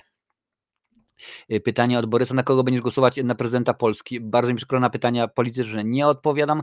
Co sądzisz o tym, co Disney robi ze Star Wars i Marvelem? To jest po prostu, pyta się Purple, to jest śmiech na sali, co się dzieje, ale o tym już mówiłem i to niejednokrotnie, że oni po prostu mają za dużo pieniędzy i zbyt dużo rzeczy w swoim ręku. To jest po prostu coś śmiesznego. Piosenka Never Too Late z filmu Elton John, Never Too Late, El Mal z Emily Perez, Mi Camino z Emily Perez, Like a Bird Sing Sing, a także The Journeys, The 6888, czyli 6888. Okej, no zobaczymy. Jak już mówiłem wcześniej, żadnej z tych produkcji nie znam. No pewnie piosenkę Eltona Johna znam, ale to jest różnie. Animacja, Flow, recenzja już niedługo, jak mówiłem wcześniej, Głowie się nie mieści, część druga, Pamiętnik Ślimaka, Wallace i Gromit, Zemsta Pingwina i Dziki Robot. Wallace i Gromit, Dziki Robot i W Głowie się nie mieści 2 są recenzje na kanale, więc można obejrzeć, że Wallace i Gromit jest świetny, jest po prostu świetny, jest rewelacyjny, także może być jak najbardziej. Nie wstydzę się swoich własnych poglądów, po prostu to jest kanał, na którym mówimy o kulturze. Wiesz, mówimy o filmach, o grach, o książkach i tak dalej. Jak będę robił kiedyś, powiedzmy, kanał, gdzie będę mówił o innych rzeczach, to będę mówił o innych rzeczach. Krótkometrażowa animacja, Piękni mężczyźni, W cieniu cyprysu, Magii Candice, Bez końca i Fuj. Nie będzie chyba zaskoczeniem, jeżeli powiem, że jeżeli chodzi o krótkometrażowe animacje, a też filmy i dokumenty, nie widziałem żadnego. Aktor drugoplanowy. Jura Borisow za Anorę, potwierdza się to, co było mówione. Kieran Culkin za Prawdziwy ból. Edward Norton za Kompletnie nieznanego. Tutaj się zgodzę, bo o ile film nawet nie jest oscarowy, tak jak mówiłem wcześniej, no to Norton zniknął. Nie było Nortona, był po prostu facet, który miał być w tym filmie. Guy Pearce za Brutalistę i Jeremy Strong za Wybrańca. Też obejrzę sobie, inaczej, obejrzałem, też muszę zrobić recenzję. Aktorka drugoplanowa, Monika Barbaro za Kompletnie nieznany, Ariana Grande za Wicked, Felicity Jones za Brutalistę, Izabella Rossellini za Conclave i Zoe Saldana za Emily Perez. Izabella Rossellini, ileż to lat nie było tejże pani na świeczniku, tak? Pierwszy raz od dawien dawna Izabella Rossellini trafiła na tapet, została wzięta na tapet, powinienem powiedzieć, a tutaj rzeczywiście jest super. Bardzo mnie to cieszy. Nie widziałem filmu, zobaczę jak to jest. Dokumenty, Dziennik Black Box, Nie chcemy innej ziemi, Wojna porcelanowa, Ścieżka dźwiękowa zamachu stanu oraz Sugarcane, rozliczenie z przeszłością. Nie widziałem oczywiście żadnego z tych dokumentów, tak samo jak krótkometrażowy dokument też nie widziałem. Death by Numbers, I Am Ready Warden, Incident, Instruments of Beating Heart, a także The Only Girl in the Orchestra. Kostiumy, kompletnie nieznany. Konklawy, Gladiator 2, Nosferatu, Wicked. Tutaj się chwileczkę chciałem zatrzymać, bo nie wiem jak wam, ale kompletnie nieznany to nie jest film, który rzeczywiście powinien dostać nominację za najlepsze kostiumy. Tak jest moje wrażenie. Gladiator 2, w porządku, no tutaj akurat Ridley Scott nie zepsuł nic, bo to udało mu się. Mam nadzieję, że nie będzie za jakiejś nominacji w innych kategoriach technicznych, bo tutaj było różnie. Nosferatu, no pewnie, że tak, no to zgadza się. Wicked tym bardziej. Zaraz poczytam wasze komentarze, panie i panowie. Charakteryzacja. A Different Man, Emilia Perez, Nosferatu, Substancja, Wicked. No substancja tutaj się musiała pojawić, bo rzeczywiście to, co tam się odstawiło, a zwłaszcza w trzecim akcie, to już jest po prostu grubo. Different Man nie widziałem. Nosferatu, no musiał być przecież to, jak sobie wymyślił Eggers, że będzie wyglądał hrabia Orlok, to jest coś pięknego. Scenografia. Brutalista, Konklaw, Duna, część druga, Nosferatu, Wicked. Chyba nie ma zaskoczeń, jak mówiłem wcześniej, Brutalista i Konklawy jeszcze nie widziałem, 3 pozostałe 100% zgody. Dźwięk, kompletnie nieznany, Duna, część druga, Emily Perez, Wicked, Dziki Robot. Wszystkie nominacje dla filmu kompletnie nieznany są dla mnie totalnym nieporozumieniem. To już powiem w ten sposób. Duna, część druga, zgadzam się oczywiście. Wicked i Dziki Robot tym bardziej. Film krótkometrażowy Anuja, Alien, Nie jestem robotem, The Last Stranger, The Man Who Could Not Remain Silent. No oczywiście nie znam tych produkcji, więc tak to jest. Jak to u was wygląda, panie i panowie? Wyłączam udostępnianie, już będę patrzył, co tutaj piszecie. Sekundkę, muszę sobie cofnąć czat. Mhm.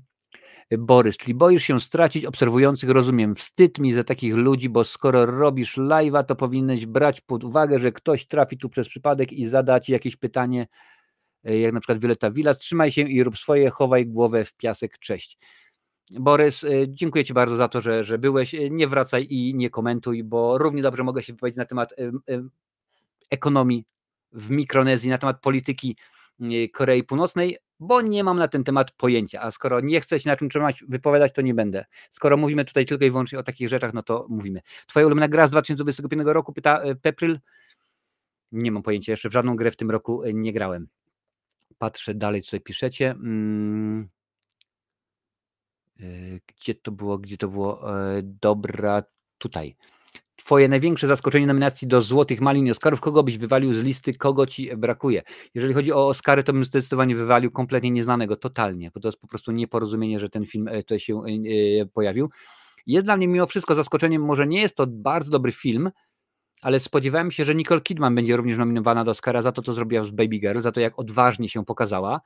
Film nie jest genialny, to się zgadzam, ale po prostu miałem nadzieję, że pójdą w tę stronę, że akurat tak tu będzie. Więcej bym pewnie dał też nominacji technicznych dla Nosferatu, bo to musiało być rzeczywiście jakoś fajnie. Tak teraz próbuję sobie popatrzeć, ale nie pamiętam akurat, które z tych filmów, które ostatnio omawiałem, miały swoją premierę w 2024 roku, wiecie? Więc ciężko będzie tutaj coś ogarnąć. Sonic 3 mógł mieć nominację Oscara w kategoriach technicznych. Efekty specjalne to przecież powinno być coś takiego zrobione, no bo to nie może być, że nie. Przecież to jest świetna sprawa. Deadpool miałem nadzieję, że też dostanie nominację za dźwięk. Za dźwięk albo za jakieś efekty specjalne, no bo przecież to po prostu był hit, więc mogliby chociażby w ten sposób docenić, jak doceniono chociażby Top Gun Maverick. Więc tak to wygląda. Tak patrzę szybko, co tutaj się jeszcze rzeczywiście pojawia. Chyba tak. Do nominacji dla najgorszych filmów byłem zaskoczony, że tak dużo osób, recenzentów i krytyków pojechało na przykład po Kubusiu Puchatku, po drugiej części, mimo że mi się podobał, a on nie ma żadnej nominacji do Złotej Maliny. Byłem bardzo zaskoczony tym, więc tutaj jest duże naprawdę zaskoczenie, ale oczywiście im plus, bo ja ten film bardzo sobie cenię.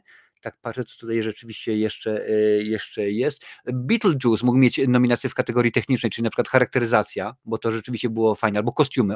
Zamiast kompletnie nieznanego, a Beetlejuice powinien dostać. Nie jest genialny film, ale już nieraz Hollywood udowodniło, że wrzuca filmy, które nie są rewelacyjne, a po prostu są nominowane w kategoriach technicznych.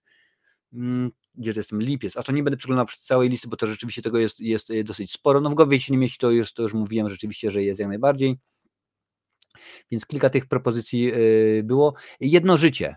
Jedno życie też było rzeczywiście ciekawym filmem, to jest z Anthony Hopkinsem. Myślałem, że też tutaj coś będzie się działo. Może nie oczywiście, że reżyseria, czy najlepszy film, czy coś takiego, ale delikatnie mówiąc, powiedzmy, scenariusz mógłby się pojawić, byłoby rzeczywiście ciekawy. No ale akurat widać, że się nic nie pojawiło, więc to bym pewnie dorzucił do kupy. Dla mnie Królestwo rządzi, ale ja jestem fanem. No widzisz, no to jest już różnie. W kategorii efektów specjalnych brakuje Deadpool 3, szczególnie podczas scen z Emą Crane. No ja mówiłem, dopiero co mówiłem, że Deadpool by się nadawał, także jak najbardziej. Będzie kanał Marcinowa Polityka. Nie, bo tam by się nie obyło bez bluzgów, także wiesz, ja akurat staram się od polityki być jak najdalej. Biorę udział w życiu politycznym, tak jak pewnie każdy z nas. Oglądam wiadomości, czy tam, co się nie nazywa teraz wiadomości, tam fakty, informacje i tak dalej, ale po prostu mam swoje zdanie, ale to nie muszę o tym nikomu mówić, tym bardziej, że jak mówiłem wcześniej, to jest kanał, gdzie gadamy o kulturze. Patrzymy. Oglądałem Królestwo Planety Małp, dla mnie świetny efekt. No więc tutaj widzę, potwierdza się to, co było mówione wcześniej. Marcinowa Polityka, no pewnie, że tak. Wojownik dorzuca. Myślę, że horrory będą kiedyś nominowane do Oscarów za najlepsze filmy. No horrory były. Pamiętam, że było swojego czasu kilka produkcji, które rzeczywiście gdzieś tam się kręciły, ale to musiał być znowu być, wiesz, no film, powiedzmy horror jak substancja. To nie może być żaden slasher, to nie może być żadna obecność, czy zakonnica, czy coś takiego. To musiało być, wiesz, takie bardziej w kierunku Hereditary albo takich innych rzeczy, żeby to doceniono w ten sposób. chyba że ktoś zrobi film i okaże się, że on jest taki, powiedzmy, artystyczny, zarobi tyle pieniądzurów, co Deadpool, będzie tak przyjęty jak Substancja, to wtedy tak, może tak, ale tak to ciężko powiedzieć cokolwiek w tym kierunku.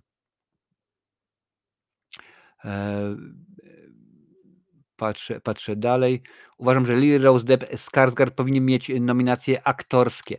Wiesz co, to był problem taki, że sam nawet Skarsgård, o tym mówię też w materiale, że zastanawiał się, czy dostanie nominację. Eggers o tym mówił, bo on jest przykryty bardzo, tam jest 62 części prostetyki, tak? 62 części są na niego nakładane, żeby on w ogóle wyglądał tak, jak wyglądał, więc możliwe, że coś wymyślili. Podobnie była sytuacja taka, że Adrien Brody za film Brutalist miał, tam było nie wiadomo, czy on będzie nominowany do Oscara, czy nie, ponieważ część było chyba zrobione ze sztuczną inteligencją, no, że jego odmłodzili, czy coś takiego, no ale jak widać, nie było to zrobione na tyle, żeby to jak najbardziej miało jakiś wpływ. Łapki dawać, pewnie, że tak, dawać łapki, nakarmy algorytm. Także, drogi widzu, daj łapę w górę, a jeżeli bardzo Ci się ten materiał nie podoba, to daj łapę w dół, nawet lepiej, podwójną łapę w dół, niech będzie jak najbardziej. Egzorcysta był kiedyś nominowany w kategorii najlepszy film, proszę bardzo. Tutaj podrzuca Jurek, także to było dawno temu. Marcin, nowe recenzje i bardzo dobrze, bo polityka dzieli ludzi, a film, a kultura teoretycznie łączy. No zwłaszcza jak oglądamy nowy film Patryka Wegi. Body horrory się nadają do Oscarów za najlepszy film. Pewnie, że tak. Get Out dostało Oscara, proszę bardzo. Więc jest taka szansa. Jak myślisz, Marcin, jak w tym roku będzie wyglądać gala? Kilka dobrych żartów, przemowy, ceremonia 3 godziny, czy będzie jakaś miła odmiana, że będzie się dobrze to oglądać? Wiesz co, Jurku, chyba mnie w końcu wysłuchali, chyba obejrzeli w końcu któryś materiał z nami. Cześć Galernik, witam Cię bardzo serdecznie na Instagramie i w końcu nie będzie wykonań piosenek. Piosenki nie będą odtwarzane, nie będą śpiewane, więc to jest super. A jeżeli mamy w tym momencie 5 piosenek, no to na dobrą sprawę już mamy tutaj powiedzmy 20 minut króceń, więc może będzie ciekawiej, może będzie szybciej, może będzie weselej, że tak powiem. No zobaczymy jak to będzie. Moja ulubiona gra z dzieciństwa, no musisz dać czy chodzi o grę komputerową, czy nie, bo ja się wychowałem w czasie, kiedy jeszcze gier komputerowych nie było. Więc jeżeli gra taka, co nie komputerowa, no to jak najbardziej kryjówki albo podchody, a jeżeli chodzi o moja ulubiona gra z dzieciństwa, czyli jak byłem młody, a jak byłem młody, to komputer miałem, jak miałem 20 lat, czyli to byłoby pewnie Hitman, tak, Hitman, pierwszy Hitman.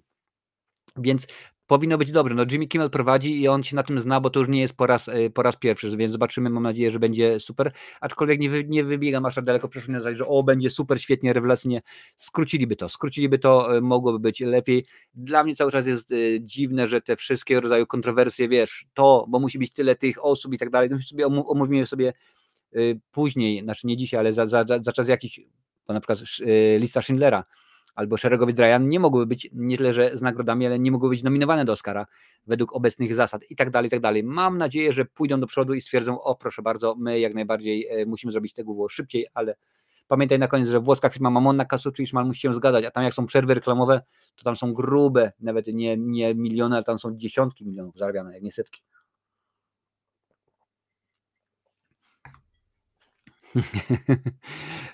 Nocturno pisze, bo to przez pożary w Kalifornii z tych piosenek zrezygnowali, tak? W ogóle ostatnio gdzieś ktoś do mnie dorzucił, że złapali osobę, która jest odpowiedzialna za te podpalenia. Okazało się, że to jest piosenkarz Billy Joel i jedyne, co on skomentował, kiedy go zapytali, czy to ty podpaliłeś, to on tylko zaczął cytować swoją piosenkę We didn't start the fire, it was always burning since the world's been turning. Przepraszam bardzo, ja nie będę śpiewał, bo akurat to nie jest moje. Co sądzisz o Horyzoncie Kevina Costnera? Pyta się Mateusz. I jeszcze, Mateuszu, nie widziałem żadnej z tych 2 części, chyba są 2 części, tak, saga. Także nie było mnie możliwości obejrzenia. No, ja mam ten problem, że kiedy już coś przegapię, to już jest naprawdę po herbacie, bo rzeczywiście produkcji, które chcę obejrzeć, jest całe mnóstwo. W tym momencie, panie i panowie, patrzcie, dzisiaj jest 26 styczeń, a ja jeszcze do obejrzenia i do zrobienia recenzji na ten miesiąc mam 1, 2, 3, 4 filmy. Więc widzicie, jaką sobie wyznaczyłem średnio 9 filmów w tym miesiącu, a w lutym mam przygotowanych ile propozycji? Jak na razie tylko 4. Więc widzicie, to jest nierówne. Może akurat mi się w lutym uda coś nadrobić, jakieś takie rzeczy, ale też mnóstwo jest oscarowych produkcji, mnóstwo rzeczy, które właśnie mają. Maria, która jest nominowana do Oscara, ma swoją premierę 7 lutego, Grand Tour jest 7 również Kapitan Ameryka 14, no i Nosferatu 21 lutego, ale już został omówiony na kanale. Marcin, czy według Ciebie Oscary powinny się otworzyć na popularne gatunki filmowe, horrory, filmy superheroes, by przyciągnąć więcej widzów do oglądania ceremonii, czy przyjść bardziej w kino artystyczne? Wiesz co, no Oscary już od dawien dawna, czyli od lat 90., tak jak ja to zawsze mówię, od kiedy Miramax się zaczął bawić w filmie, nie są przyznawane dla najlepszych filmów, aktorów, aktorek, tylko dla najlepiej rozreklamowanych. Więc no nie wiem, oni chyba sami nie wiedzą, czy oni chcą pójść, wiesz, w kierunku Cannes i że tak jak Złota Palma jest przyznawana dla rzeczywiście bardzo artystycznego filmu, najlepszego, najciekawszego i tak dalej.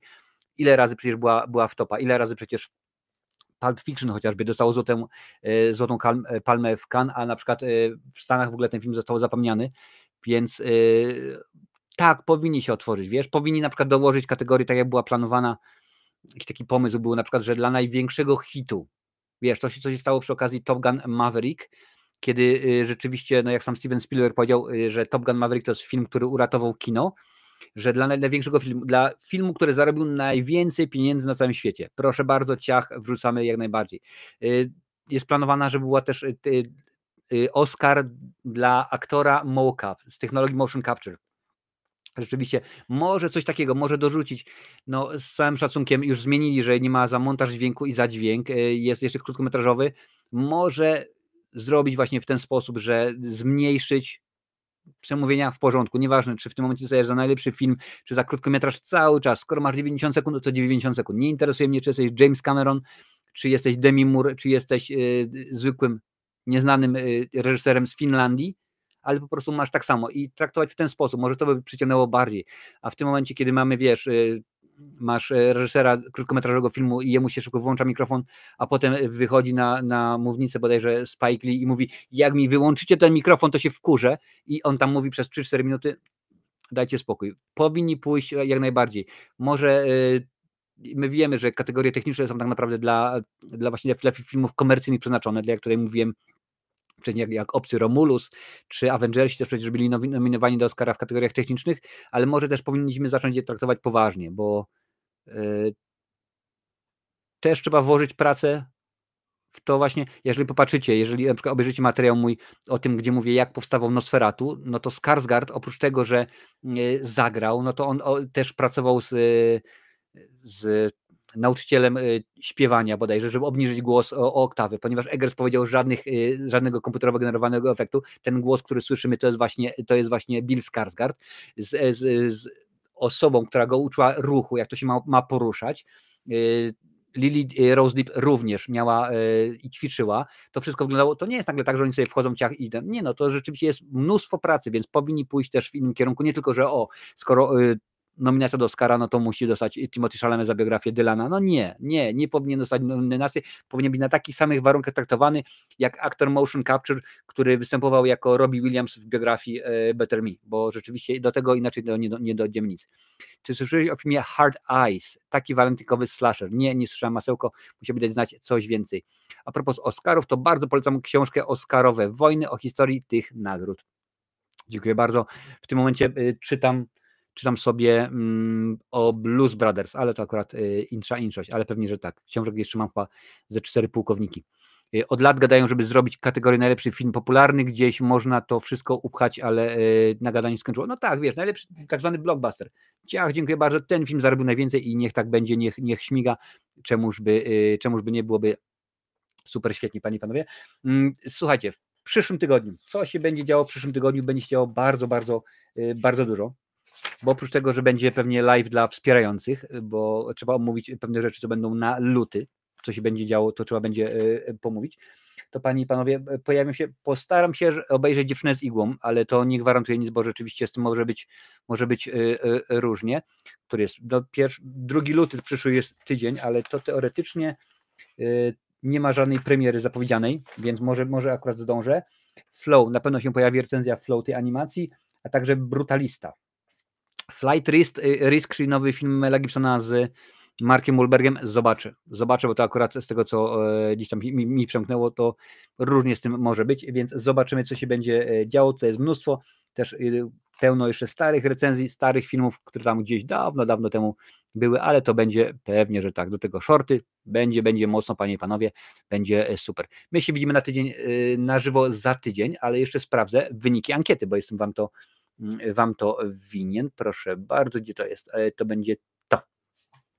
Sprawdzę. Pytanie było, czy chcesz, aby odcinki były o 19 czy o 20? Zakończ ankietę, proszę bardzo. I to jest tak, panie i panowie, że wyniki ankiety były o 20 57% i o 19 42%. Oddano 21 głosów. Więc zobaczymy. Przez kolejnych kilka tygodni taką ankietę będę uskuteczniał i jeżeli rzeczywiście będziecie chcieli, no to na przykład powiedzmy po Oscarach możemy w tym momencie zmienić godzinę na wcześniejszą. Zobaczymy, jak to będzie, panie i panowie, wyglądało. A z mojej strony dziękuję bardzo, to było wszystko. Niezmiernie było mi miło z wami sobie pogadać, z wami się spotkać. Ten odcinek oczywiście ląduje za kilka dni na Spotify'u, tam możecie sobie go posłuchać, obejrzeć, a my widzimy się na żywo za tydzień. Pewnie, że tak. Cześć.